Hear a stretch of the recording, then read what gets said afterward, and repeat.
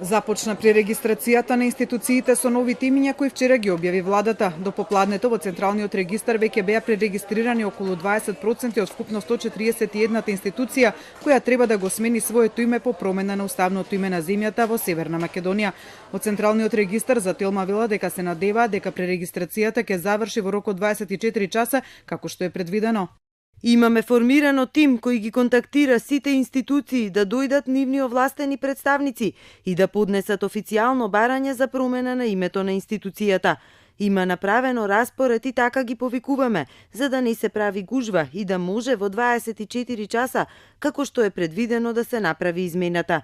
Ние очекуваме тоа да го завршиме уште денеска, но оставаме простор да се заврши за 2 дена, поради спреченост на некои од овластените представници на институциите да дојдат во предвидениот термин.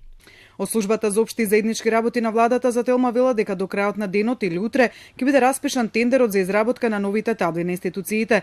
Нивното поставување би било во април, поточно по завршувањето на тендерската и жалбената постапка, што би траело 30 на дена и 5 дена за нивно изработување. Тие ќе се изработуваат и поставуваат последователно во групи од по 50. Институциите кои не потпаѓаат под владата ќе треба сами да ги изработат таблите. Рокот за промена на таблите е 4 месеци. Во меѓувреме речиси сите институции веќе ги имаат сменето меморандумите и дигиталните записи, тоест своите веб страници со новото име.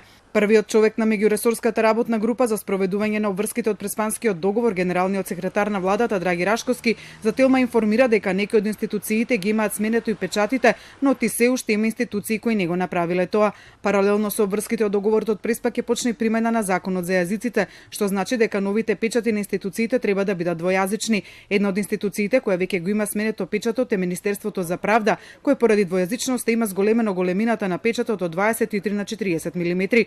Од меѓуресорското тело информира дека предвидено е промените да бидат завршени најдоцна до идната недела. Освен меморандумите, веб страниците, печатите и таблите со новото име, ќе се менуваат и образците во институциите, но откако ќе бидат потрошени за лихите на старите. Во меѓувреме на граѓаните на кои ќе им биде потребно по разни основи на документите кои ќе им ги издаваат институциите да стои новото име Република Северна Македонија, ќе им биде ставан печат со новото име кое, како што информираат од владата, институциите веќе ги поседуваат.